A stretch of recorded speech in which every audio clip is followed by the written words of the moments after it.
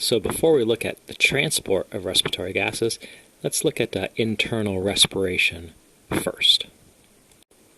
So internal respiration involves the capillary gas with the tissue cells. And here the partial pressure gradients are reversed compared to external respiration.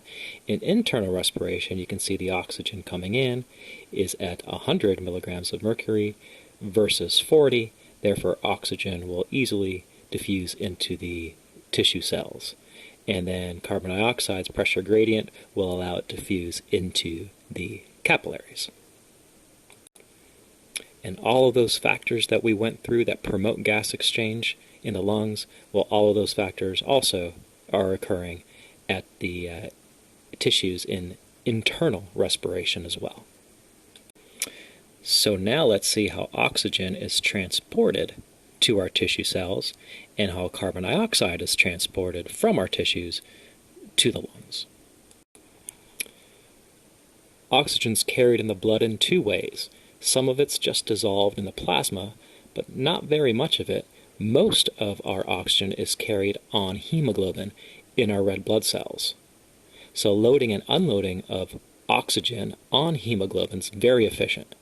When oxygen binds, hemoglobin changes shape and increases its affinity for oxygen, meaning as more oxygen binds, the more it's attracted to that binding oxygen. So oxygen adheres to hemoglobin very efficiently and effectively. When oxygen's released, well, hemoglobin will change shape and cause a decrease in affinity for oxygen.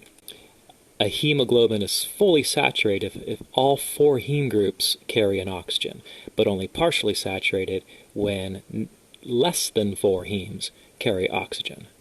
So these other factors also influence how much of the hemoglobin is saturated.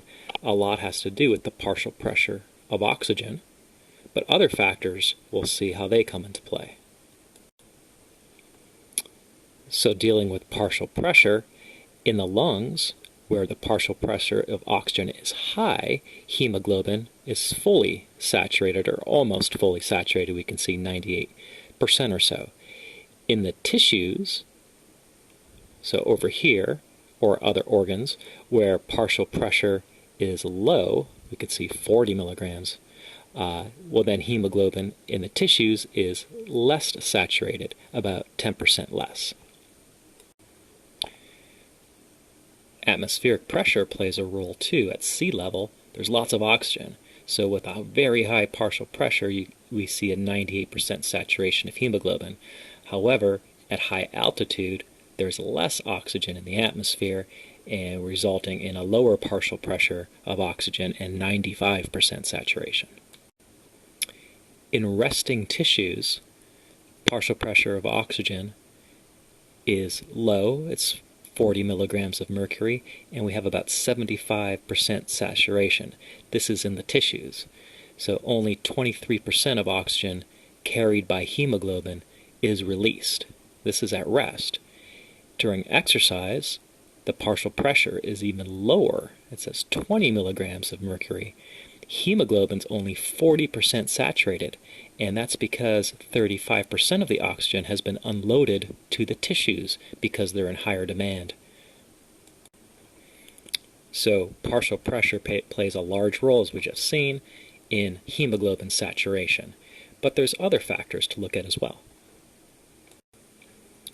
So all of these factors will result in a decrease of hemoglobin's ability to bind oxygen. BPG, which is an acid, it's produced by red blood cells during glycolysis. Maybe this is breakdown of glucose molecules from glycogen.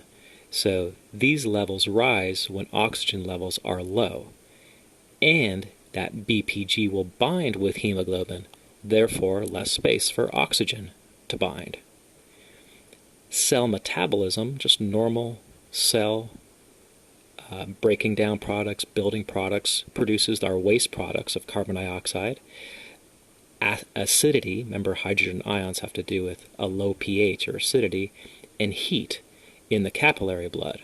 So declining blood pH, that's acidosis, increasing carbon dioxide, all of these things we just mentioned cause our hemoglobin-oxygen bond to weaken. So any of these things is called the Bohr effect, and it allows oxygen to go to the tissue because it's not as attracted to hemoglobin, which is what we would like it to do. So all of these other factors that we've just mentioned result in a decrease for oxygen to bind to hemoglobin and enhancing oxygen unloading from the blood to the tissues. So those factors that we looked at the previous slide, I think I forgot to mention that increasing temperature lowers affinity, decreasing actually raises affinity, and there's our percent of saturation of hemoglobin. So the increased temperatures, our graph will shift to the right. Here, increased carbon dioxide, increase or lower acidity, which is increase hydrogen ions, will also shift this association curve to the right. And whenever we shift to the right, we're decreasing the saturation of oxygen to hemoglobin. So this is just a graph form of the previous slide.